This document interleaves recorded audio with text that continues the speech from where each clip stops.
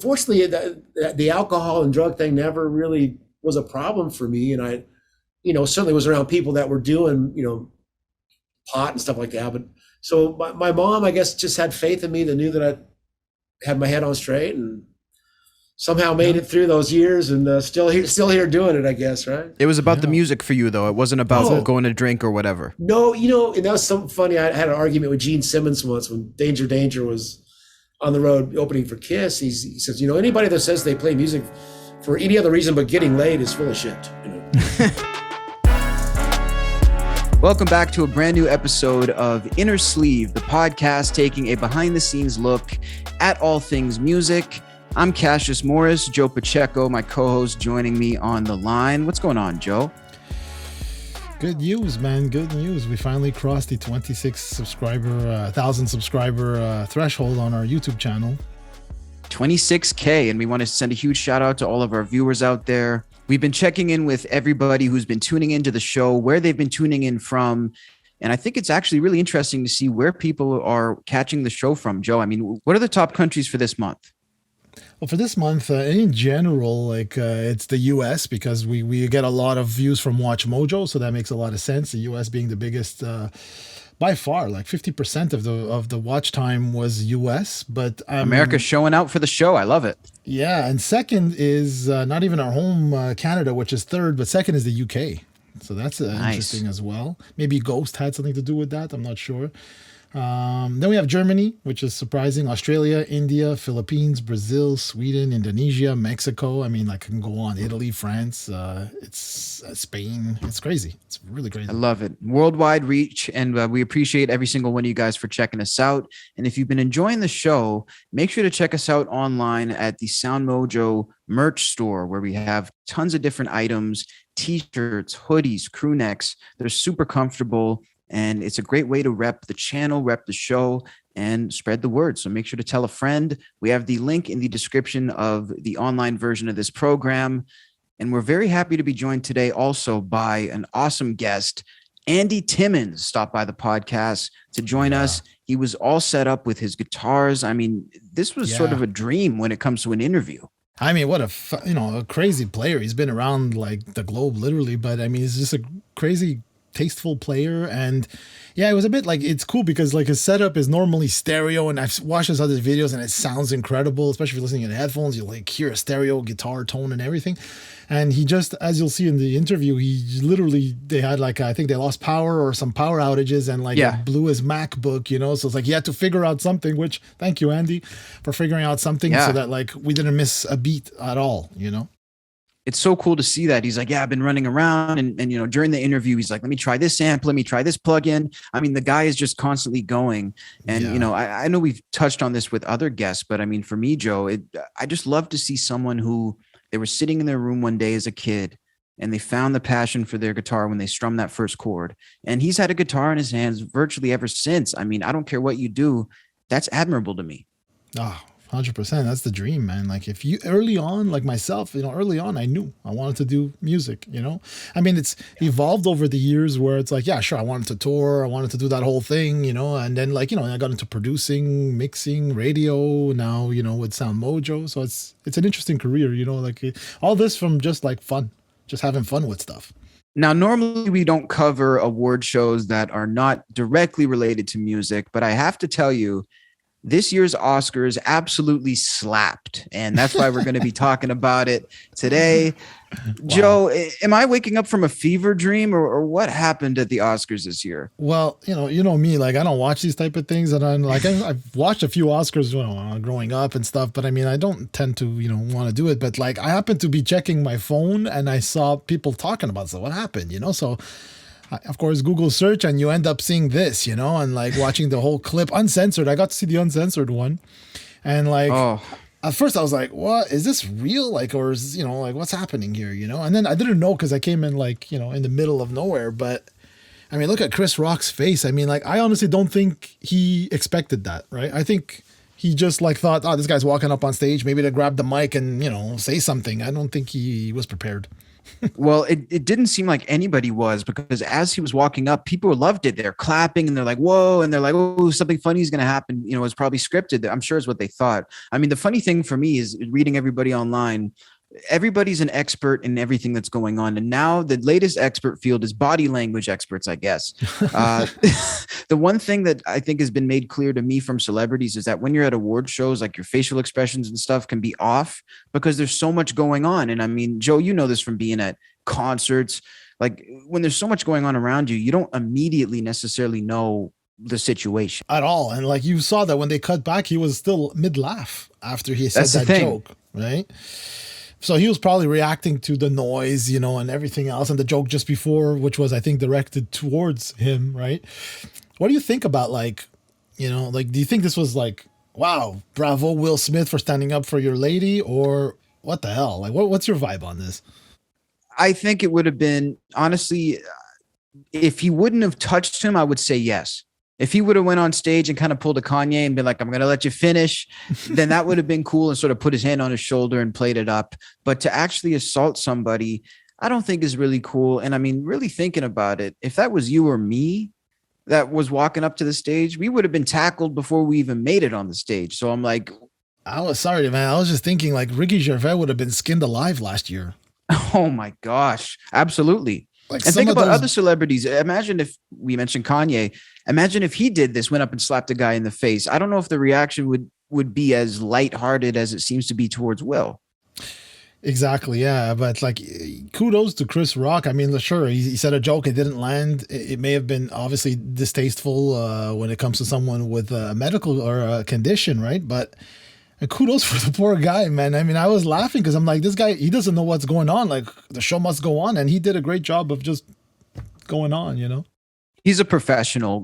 Quick little anecdote before we go to the next story. I was told that the movie G.I. Jane, apparently the reason that this joke rubbed him so much the wrong way is not only because the character is bald, but apparently the actress in G.I. Jane was having an affair in real life against her husband, who was also an actor. And this, so basically, not only was he making fun of the hair loss, he was also making fun of their marital problems. So I was like, Wow. that's sort of interesting because it adds another layer. It's multi-tiered jokes, you know? That's Chris Rock. That's the thing. The guy's Exactly. Like, So smart. maybe that's why he was laughing and then he got mad. Exactly, maybe, yeah. And what about, like, what do you think, like, I fear like the guy, stand-up comedian in the club somewhere now that is now fears not only hecklers or people that are booing him, but like someone's going to come and smack him or attack him, you know? Well, that's what I've been really fearing. And I mean, that's what I'm wondering. Like, what are the implications of this on the rest of cancel culture? Because I mean, we've seen people getting, metaphorically slapped, through Twitter and stuff and canceled. But now, is it getting to the point now where we can't tell a joke without getting I mean, yeah, that's a good question. Do you think that it's going to make a difference?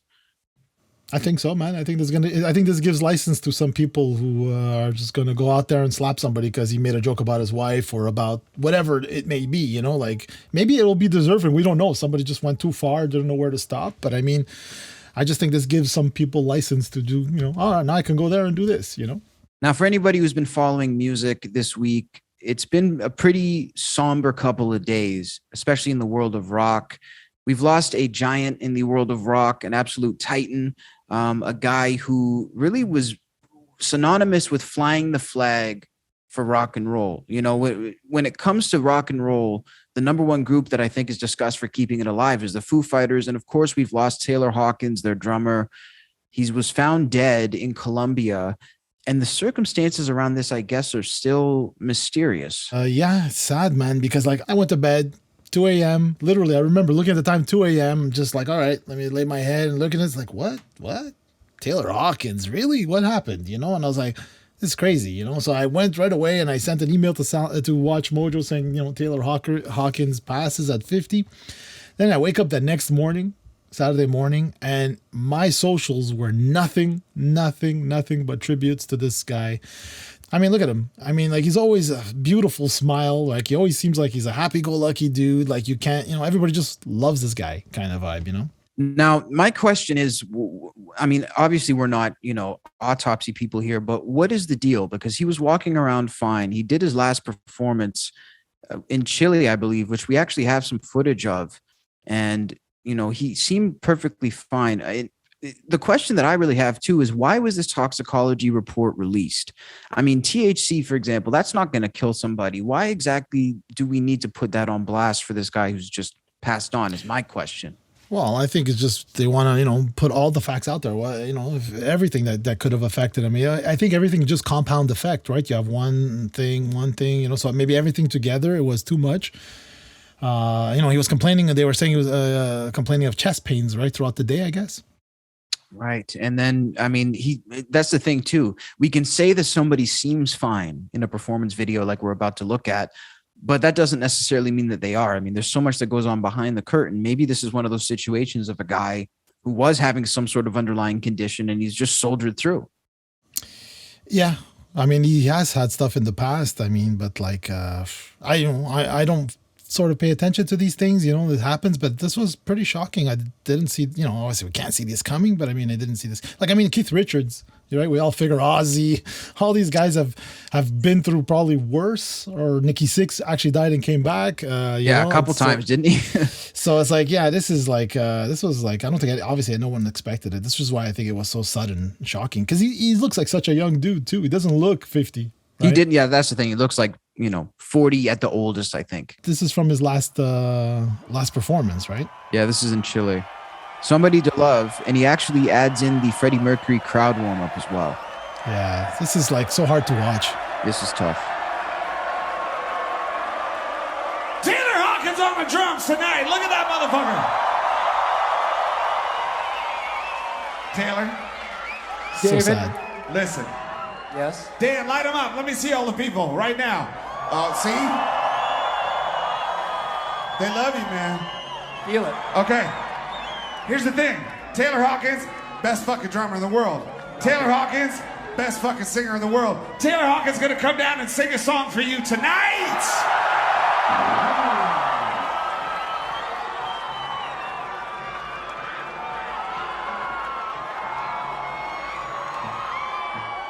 Anyway, it's awesome. Really brutal, man. It's the one thing I really notice, and I mean, anyone with working eyes and ears can see this. I mean, the amount of sort of respect and regard that Dave and him had for one another, I think, is one of the more special relationships in modern rock. Is that fair? Have to agree. It's like Jagger, like it's like duo, right? The singer, lead guitar player a lot of times, and this happens to be like the drummer, right? Because they're both drummers, I think that's why. Yeah, I mean, poor Dave Grohl. They got that kinship. He had to deal with the whole Nirvana, Kurt Cobain, and now like his best buddy of probably the last 20-something years. But like, do you think they can go on? I don't think so. No? To be honest, I've seen things. I mean, people are mostly speculating. No, you mentioned Dave Grohl. I mean, think about it. He's even talked in interviews about the fact that after Kurt Cobain, committed suicide, he couldn't even look at a pair of drums for years. He couldn't listen to the radio for like a decade almost because it was so traumatizing. So the level of trauma that Dave Grohl has had related to music and the legacy he's already created twice, I don't know that he needs to do this anymore. But I hope he does. If that's what makes him happy, if that's what helps him get through this, then I hope he does. At the end of the day, I hope these guys do whatever makes them happy. But what do you think? I don't know, man, because like, I mean, if you look at Kiss, right, they replaced Ace Frehley, they replaced, people have moved on and stuff, but like, I don't know, man. Like I when I think of Foo Fighters, I think of Dave Grohl and Taylor Hawkins. Yeah. Most people only know maybe Pat Smear. Yeah. And that's it, right? Like, yeah, and I was like, honestly, like, it sort of went under the radar for me. You always heard of, let's say, like, you always heard of the Foo Fighters, and it was great. I loved it when it came back, all those songs. It was good. But man, I didn't know they were like stadium level band. Like where they, they're like really big, and big. They're a group that's been mostly off my radar. Like I enjoy them. I enjoy Dave Grohl, but I don't know. I'd never was really in it in the moment while it was happening. So I don't know if I had the opportunity to click with it on that level. Did you have any particular favorite? I like the album Breaking Light. That's the one record that, and I think might be viewed as like the Black Album for them, like their poppy record. But for me, songs like White Limo, that's really heavy, and I think that whole record was well done. Do you like their old stuff or their new stuff? For me, it's like I said, it's a bit under my radar. It all sounds like one. album. Like all of Foo Fighters to me just A sounds lot of it like, does. No, but like not in a bad sense, and just like it just sounds like a body of work to me, right? I know the Foo Fighters, I know Everlong, I know all these songs and stuff, you know, like Monkey Wrench is probably one of my favorite ones, but I would have to say like My Hero. Like I remember back in the time hearing that came out, and that was such a great song, you know, and now It's a phenomenal song. So now we're going to jump into the interview portion of this podcast, as promised, with Andy Timmons. Of course, if you're a fan of the guitar world, you're definitely familiar with this dude, a guy who's been flying the flag for decades now. And Joe, I think this one was really cool because I think he just really, it felt like we were sitting, like you've said about other guests in the past. The only thing missing was like a pint of beer and, a seat at the pub. That's really what it felt like. Oh yeah, no, he was so gracious and like to answer, not to answer our questions, but even just the conversation it evolved into the Beatles, into like when he was a kid and like playing in clubs at underage, all that stuff, sneaking in. Yeah, I know, and like even just like some guy who he just knew what he wanted to do and he stuck with it. I mean, he toured as a session guitar player for so many years. Was in Danger, which is how I came to know him as a kid, the whole '80s thing, and like as a guitar shredder at the time player, but he's involved into this fantastic all around guitar player with just a great tone, great feel, and like it's interesting, his whole YouTube, right, where he breaks down his songs, he plays every lick for you, shows you why and how he does it. So he's got this Andy Timmons guitar experience going on, which if you're a guitar player, man, you should definitely check that out. Great assets for the guitarists. Yeah, well, we're so lucky. We even say it in the interview where it's like we would have killed for this as when we were kids. Like no one was showing you how they did their stuff or how they played their stuff or how do you play this type of stuff. You had to sort of figure it out, and life would teach you when you run into other musicians. You're like, how do you do that? Oh, okay, and they show you. You had to get out there. Nowadays it's the exact opposite. It's like the more time you spend at home, the more you can practice. So it's definitely fascinating. And we're going to jump into this chat with Andy Timmons. We'll be back with you guys right afterwards.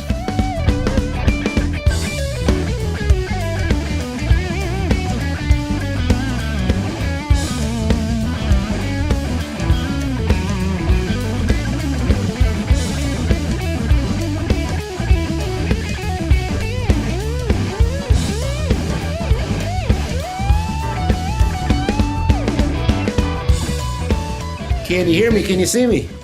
Beautiful. Yes, we can. How you doing? Pretty good, man. I just made it. My main iMac took a hit yesterday. I guess we had some power outages, kind of flickered on and off. So no programs are loading. So I'm like, oh, man. So luckily I've got a little MacBook downstairs. So it's not my usual signal path. So hopefully it sounds okay. I'm having to use the mic on the laptop. So can you hear me okay? Oh, we're hearing you perfectly. Okay. Usually I've got a microphone and sound, but anyway. Yeah, it looks good too, though. All right, good. Well, that I was able to, because with the iMac you have to have this dongle to connect USB, right? So for the camera, I've got a Cam 4 link. So there's another USB next to it, but I couldn't fit the Scarlett feed because the other plug was too fat. So I got to get another dongle for my next interviews. But anyway, I'm glad I got the signal working just in time for you guys. Thank you. We appreciate it. So where are you guys located? Montreal for me, Canada. All right. Yeah, and I'm in Western Canada, Alberta. So all right, we're cold, but we're hanging in there. All right. Yeah. No, I get it. Well, yeah. All right. Got Canada represented here. Cool. That's it. And what guitar do you have there? Pardon me for sounding like a noob if it's an obvious one. Oh no, well it is. If for those that know me, it's pretty obvious. This has been my main guitar since 1994. It's an Ibanez that they made for me. Actually, its birthday was February 14th, 1994. So it just had a birthday a couple days ago. Valentine's Day. But when I started working with them back in the early 90s, we went down a path of, they wanted to build me my ultimate guitar. But at that point in my career, I really wasn't sure what that was. I was just happy to have a guitar, you know what I mean? Mm-hmm. So we went, through a lot of different styles, a lot of different makes, and just kind of ended up with a kind of a basic classic modern, like a modernized version of Leo Fender's Strat, Right. He got it right in 1954 overall, and we just kind of modified some things to make it more reliable and more modernized. But it's a real versatile instrument. I wish I could play it for you because usually I've got my sound running through my board and but now it's just, I've got speaker cabinets in the other room. You hear it from a distance maybe. From a distance, yeah. Sorry about that.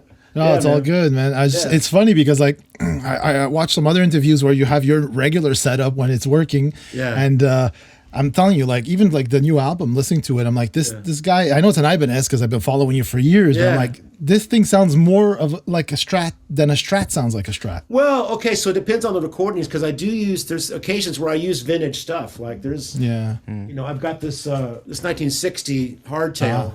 Okay. So that's Wow. that's on a song called One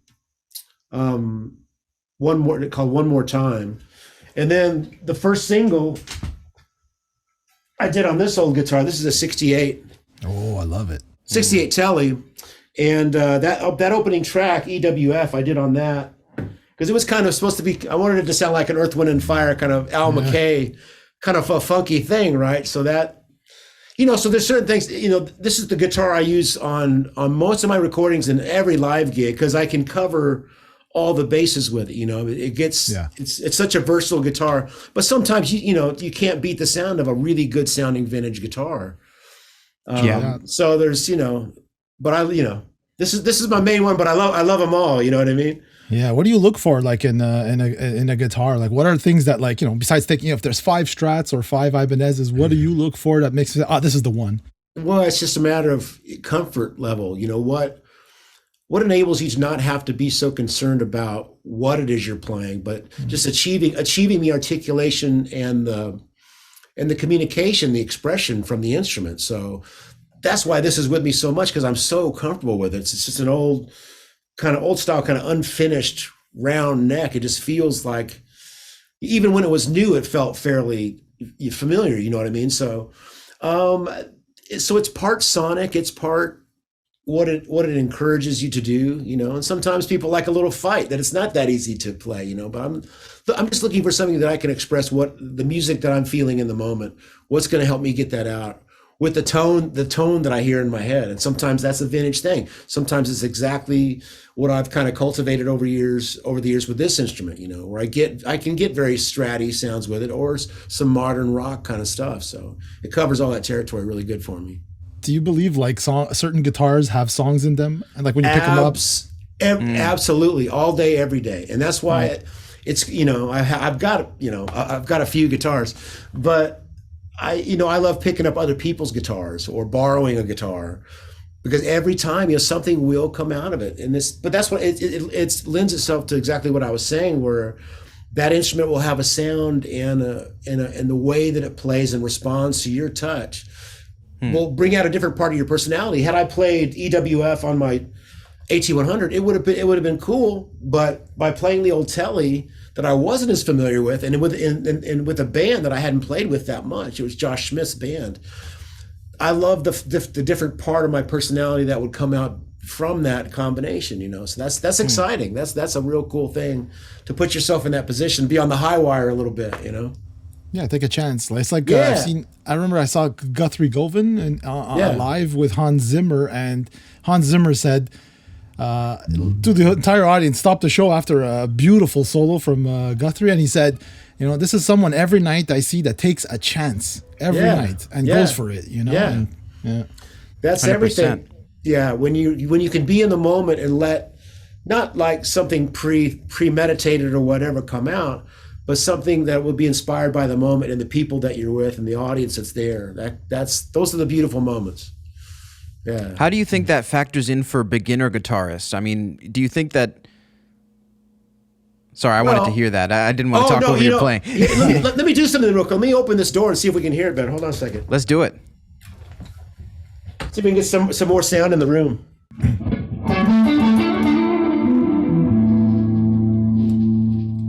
We can hear that. All right, good.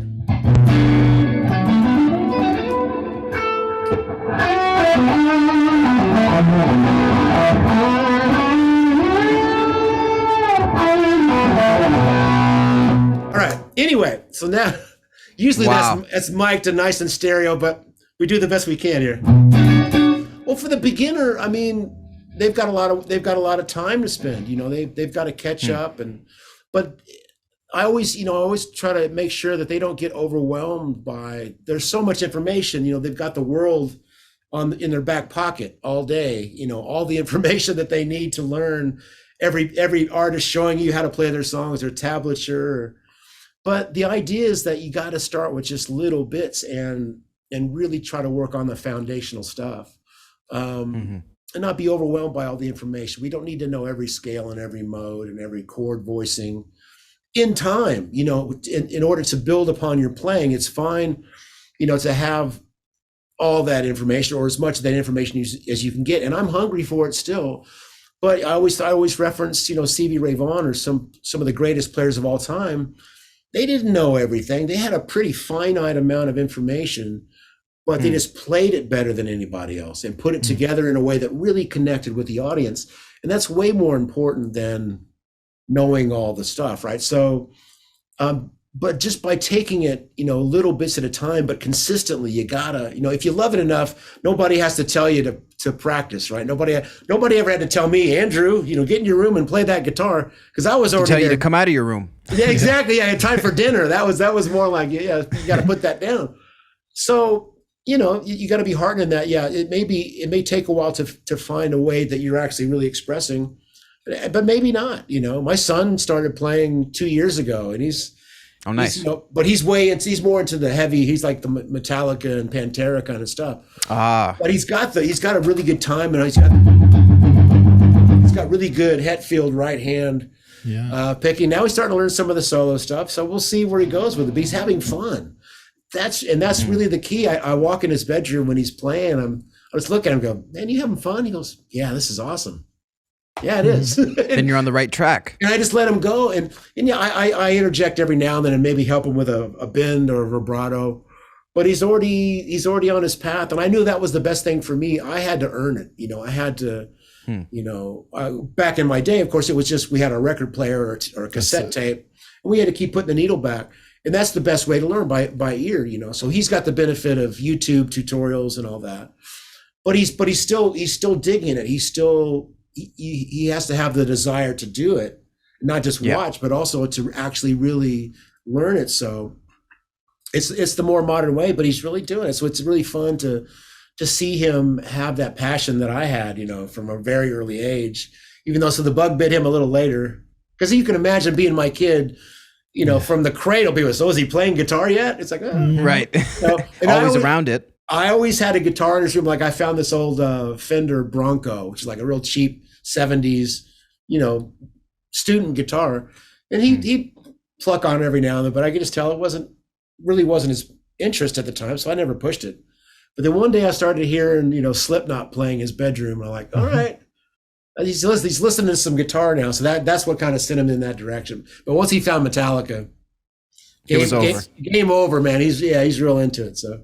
That's funny. Same thing happened to me back in the day. As soon as I discovered Metallica, was like, wow, like the world changed, and it ends up building your rhythm playing, you know? Oh, and that's what I love about it, because Hetfield is so great, and the parts are cool, the songs are cool, you know. So it's a great foundation. Every guitar player really needs a strong set of rhythm chops, you know, because that sets up your world when it's time for you to express.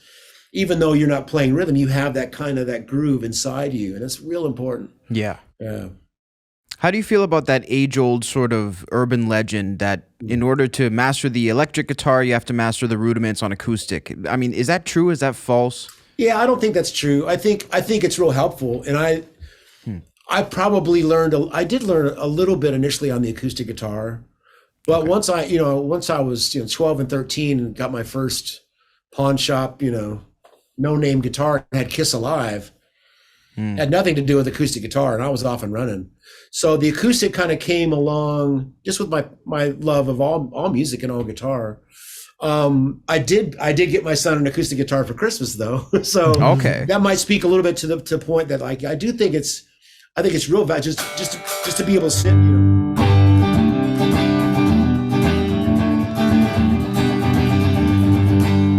Because if you watch my electric playing, in general, I've got a pretty relaxed right hand, you know, and that acoustic strumming,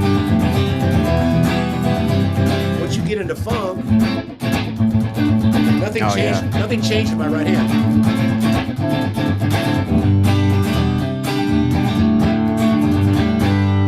So it's all music and it's all on an instrument. And of course, if you can play well on the acoustic with the heavier strings and higher action, it's going to build some strength. But I don't think it's 100% necessary.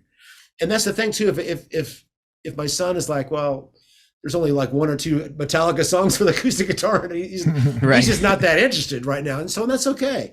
And so, but as long as he's having fun and growing, and that was the key for me. I spoke at a high school yesterday, kind of career day, and a friend of mine is a math teacher. He said, "Man, would you come and play?" I'm like, yeah, I'll come and play. Wow. I love playing for students like that, and they had a ball. I played some of my tunes, and then some of the school band learned "Don't Let Me Down" by the Beatles, and then "Inner Sandman." So, oh wow! So now I can learn. Like, I'm learning the Kirk Hammett stuff now. Nice. Anyway, but I told them, it's like, if as long as you're having fun, you'll keep doing it. When it starts to begin to feel like too much work, that might be kind of, it might be kind of off-putting. So if you're telling somebody, well, you really need to do this acoustic guitar, you need to.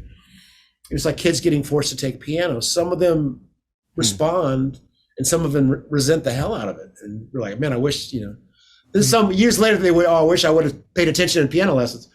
But for me, I can only speak about my experience in that, nobody was forcing me to do anything. And I just kind of found my path from the passion and the love for it.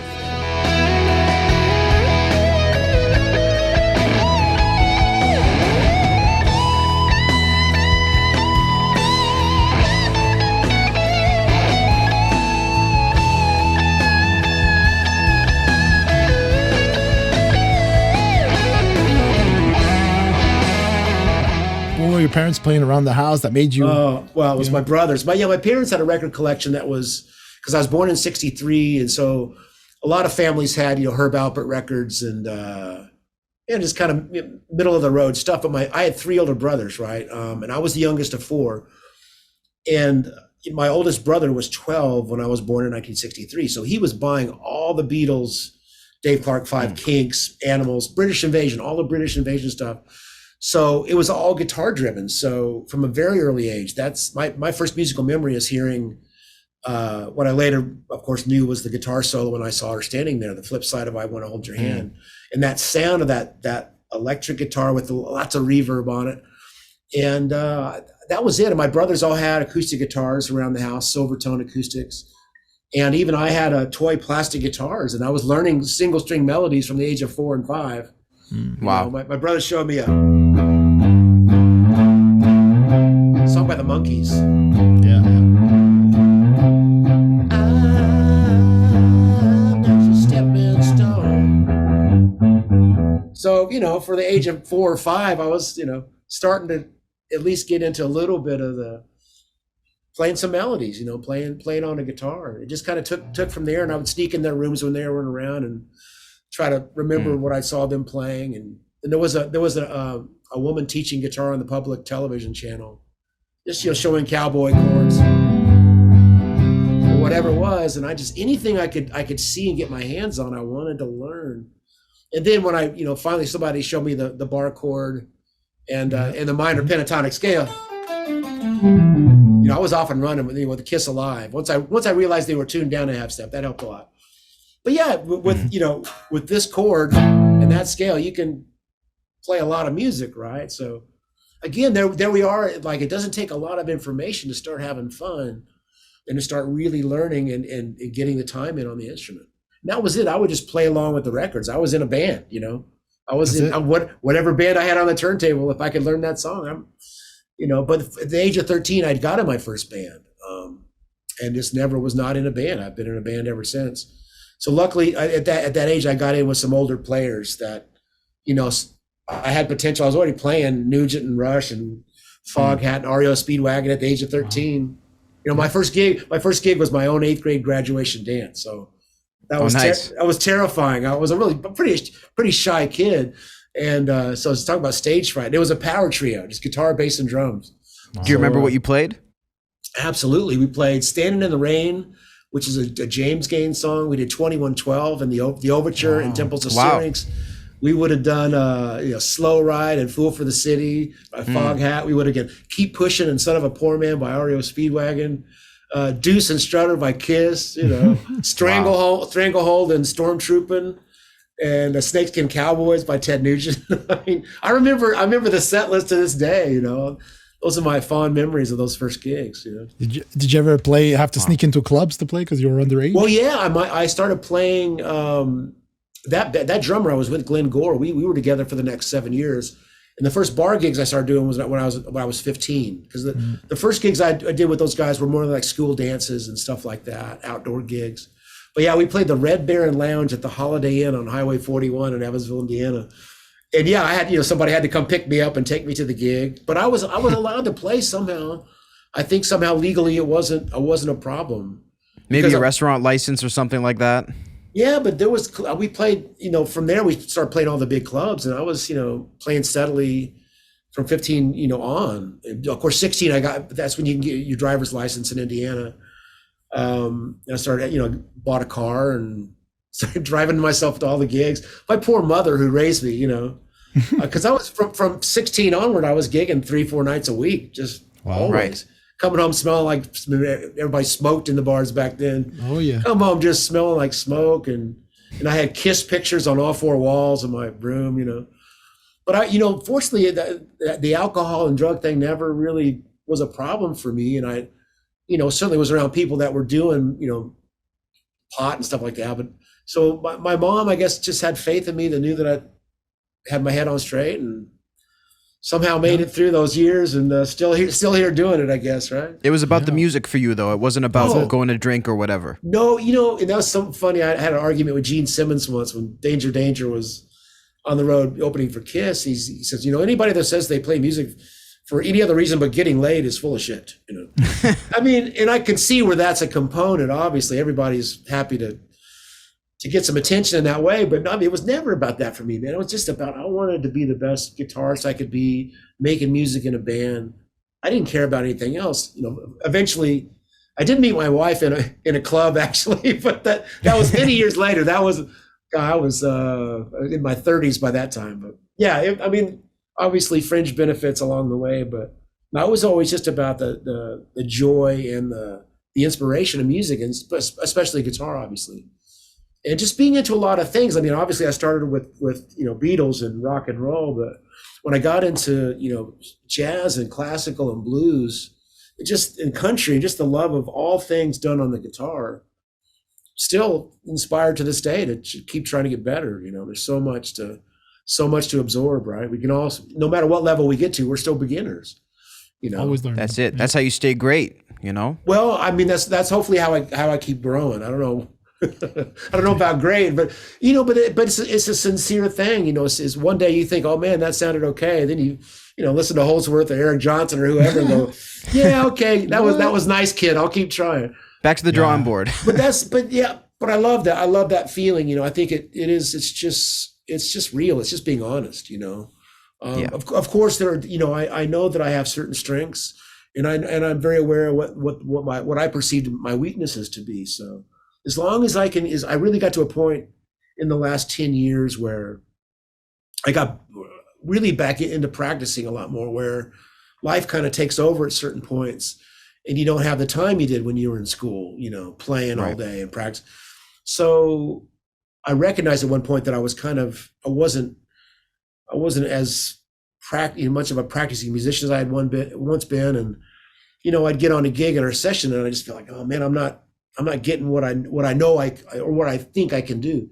So I got back into practicing, and little by little I started seeing those small improvements. And so now I start every day, more often than not, I practice first thing. I'll get in the office and play at least an hour, just to honor and try to hone whatever it is I have, whatever gift I've been given, to make sure I'm trying to nurture it and feed it and keep growing.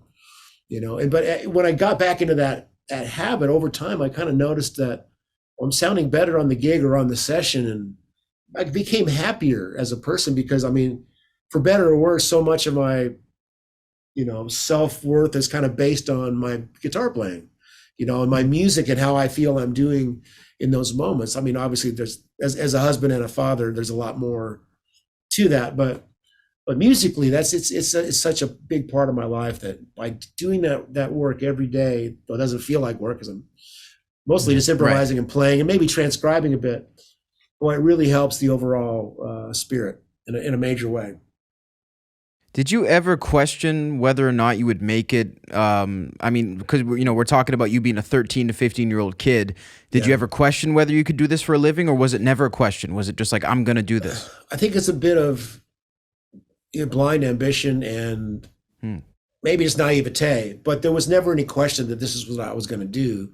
But I also, I mean, it was around the age of 16 where I sought out a guitar teacher because even though I was in a band, that band I was with, Taylor Bay, we became, pretty well known in the city we were in, the Southwest Indiana, Evansville, Indiana, and Kentucky and Illinois, the tri-state area there.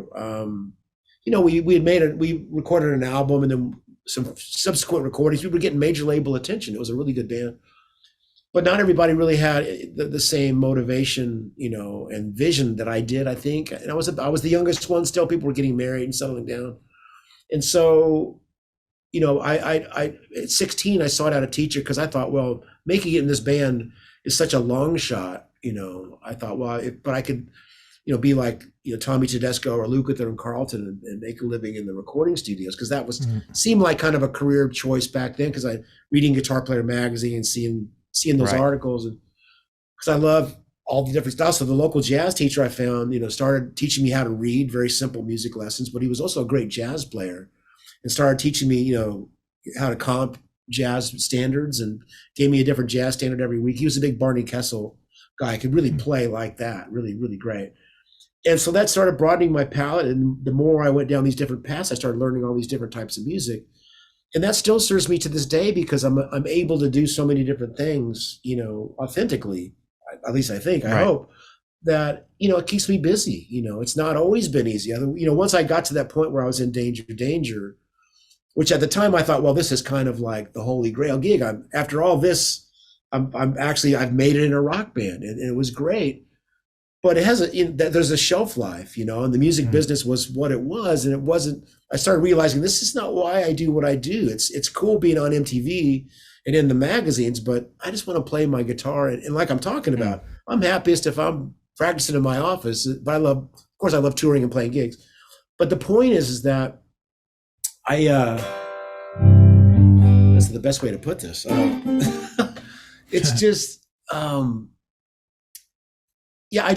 never questioned it. I just went from one thing to another. And after Danger had its time, I came back and plugged right back into the studio session scene. Whereas I saw a lot of other guys in those bands, like if you consider bands like Danger, the hair bands like Warrant or whoever it might be, once that kind of had its run, well, what are you going to do? For me, I'm fine. I could play a gig at the church. I can play the wedding. I can do session work, and enjoy all of it. But of course, I continued and from there started releasing my own records and worked with Simon Phillips a bunch, and just a variety of different touring gigs, and I enjoyed it all. So still now here at the age of 58, nothing's really changed. I'm still just trying to keep getting better as a writer, as a player. And fortunately, I've got more and more. I've got a fan base that enjoys my instrumental music and some of my vocal stuff, but still doing sessions with other groups. And I did this fun record project with Greg Bissonette and Matt Bissonette called the Redcoats that came out last year. Very much kind of a funky fusion Latin thing, just, all right, let's do this. Let's have fun and play, And so work in progress, and I'm going to keep trying,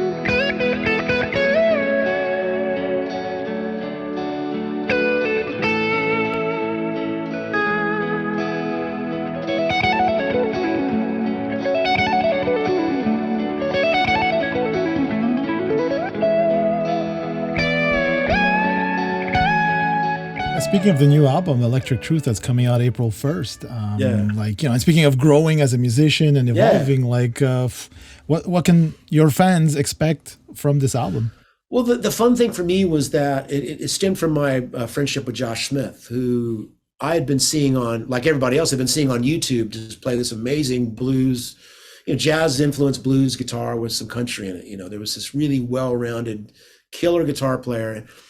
And so I just found his number somehow. I had a mutual friend maybe and called him one day, say, hey man, I just love your playing and just wanted to say hi. And so we became friends. And right about that time, he said, man, I just finished my studio out in LA. You should come record. I'm like, you know, and these days, you know, in the music business, you meet so many people along the way. Hey, let's get together. And sometimes it happens, sometimes it doesn't. But something just felt like, yeah, this is something fun for me to do. And so the NAMM show is coming up, the NAMM show 2020.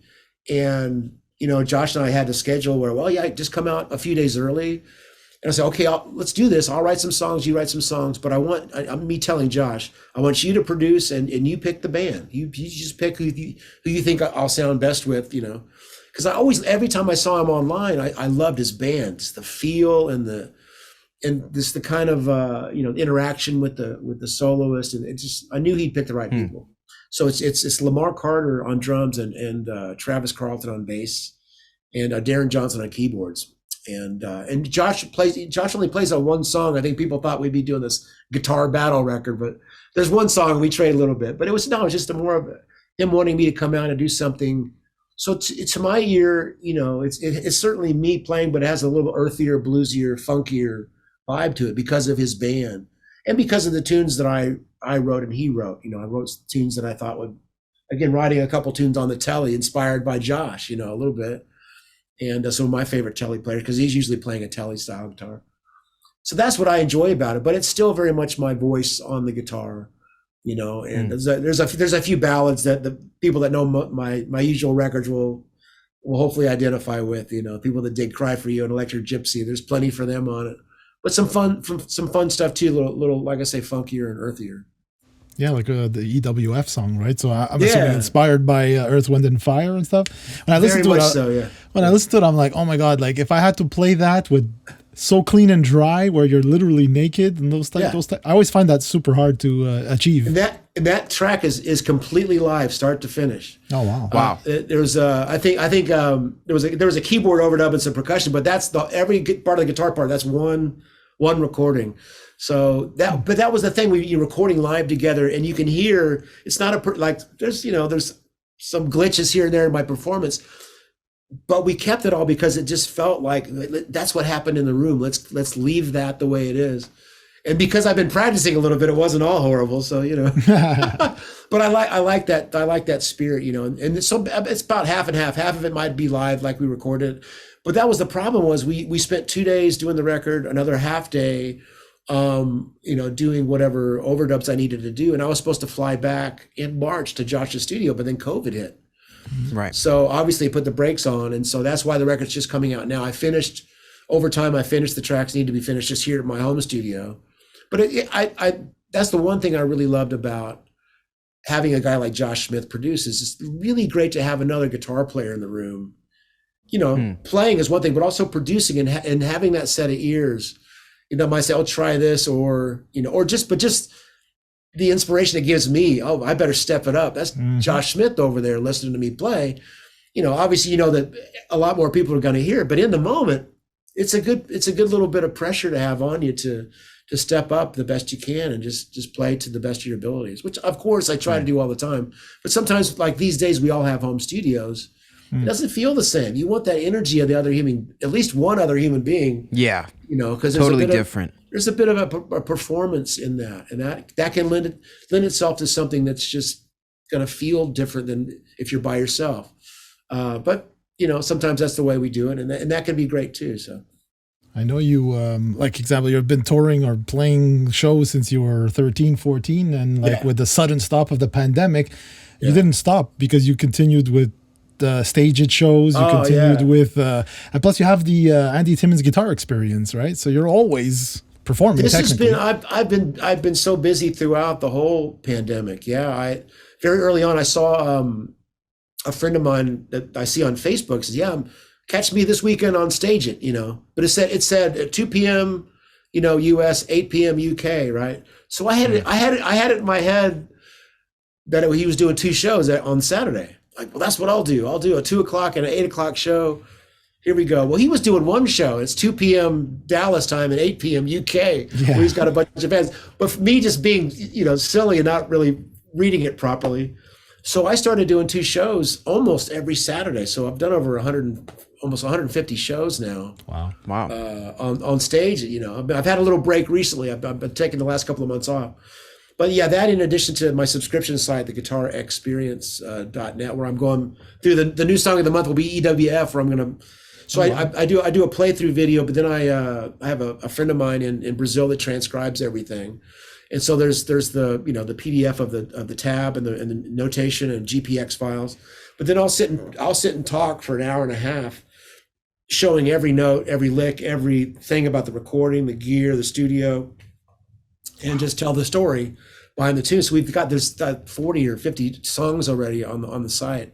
So it's been a really cool thing and really fun for me because I have to go in and kind of explain certain things and communicate about what some things I've just done naturally or improvised or, so I'm learning from the teaching process, and I'm finding things that, I should really develop that little thing, and in that process, get that through to the people watching the lesson, and hoping that inspires them to not just learn the lick or learn the song, but to take the information and extrapolate it to where they can make their own music with it, So hopefully it's being inspiring in that way. That's my goal. I mean, people today are just so lucky that they literally get to see the guy himself teach you. That is true. Lick. Yeah, this is stuff that we all were craving because, like, I don't know how many radios I broke trying to learn, let's say, a Van Halen solo or a Nuno Bettencourt solo or something. Oh God, good luck with that.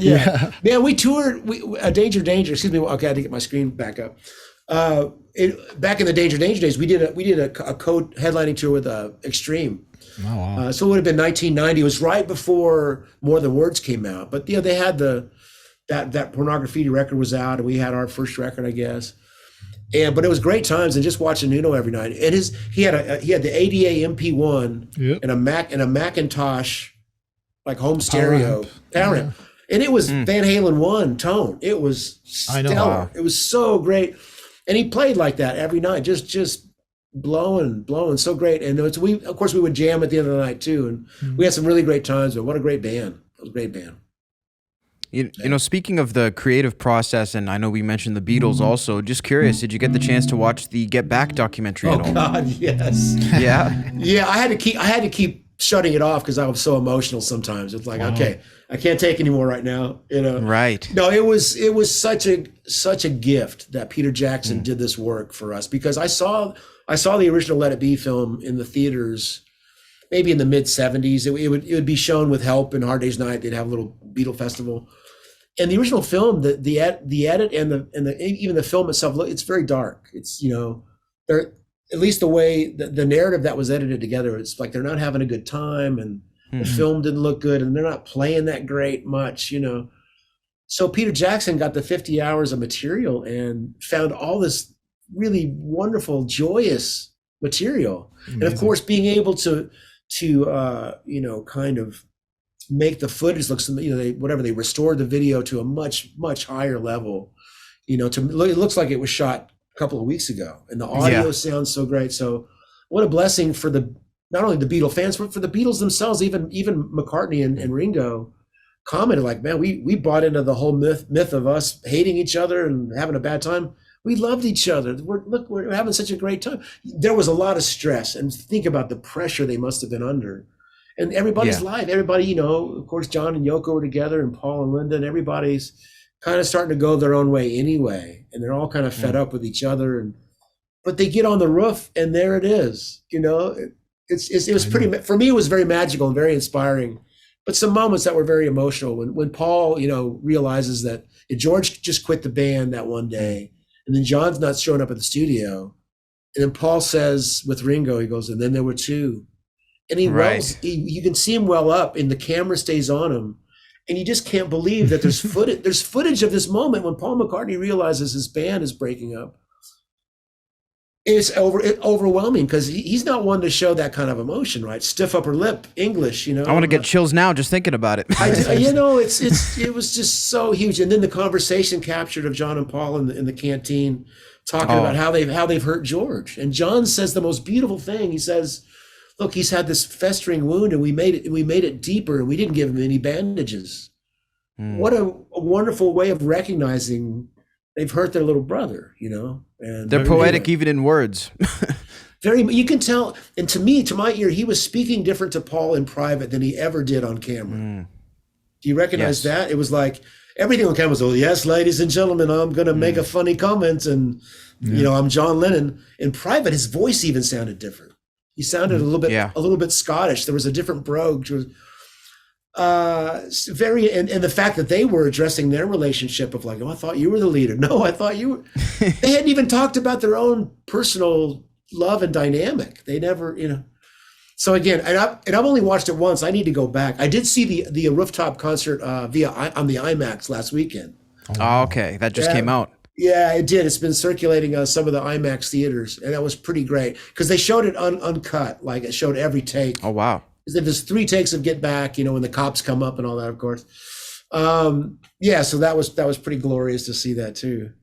Yeah, it was great to see, like you said, like the positive side of it, how, and to see how like what their roles really were, right? Like whereas Ringo just stayed there, did his thing, and then like McCartney was more of the try this, the director kind of guy. That was so fly on the wall. We were gifted, definitely. We were gifted that. Yeah, Paul was definitely at that point. Paul was leading out of necessity. George was clearly fed up because Paul never really took him as seriously as he should have, And John was pretty checked out too, but they all got it together, and it's remarkable that record made it. You know what I mean? It's like, but for George Martin to come in after that, what Paul said, we want to make one more record, and George Martin said, only if you let me produce it like we used to. And he goes, yep, and that became Abbey Road, and that was only a couple months later. So you look at the stark difference of they needed the Taskmaster. Paul could have done it. But the dynamic was just too difficult. It was bigger than them almost. It was bigger than them. They needed Epstein. He passed away, and then they needed George Martin to come in and be dad. One more time. And then I think they knew it was going to be, that was it. Yeah, if you think about it, they were 30 and had all that success, and it was only like 3 or 4 years. Yeah, that's true. It's, the thing I love to point out, the growth. From Love Me Do, to this, it's 4 years. I mean, that's insane. Even the recording techniques they tried. Yeah, it's insane. The invention. They were sponges. They were absorbing so much of the society and culture and art, and it all came out in such a quick fashion. It's really stunning. So it's no wonder, and the touring and the constant adulation and people wanting something from them. So by the time I Let It Be, they're pretty damn burned out, So it's understandable, but again, to still see those moments of love and brotherhood and respect. You can see Paul looking at John, like on the rooftop, he's looking at John every moment like, man, isn't this great? He really needs that approval from his brother, Yeah. Really it was really important. Absolutely. So it's pretty magical, but thanks for bringing that up. Obviously, I could talk a whole nother hour about that. No, 100%. We appreciate your time. We want to let everybody know the new record, Electric Truth, is out April 1st everywhere, so make sure to go check it out. And Andy Timmons, we really appreciate you joining us today. Yeah, sorry it's not my normal stream quality, but, from a distance, right? You're good. Thanks so much, though, and we'll keep you updated when this comes out. Thanks, guys. I appreciate you so much. Have a great day, and go Canada. Awesome. Rock and roll.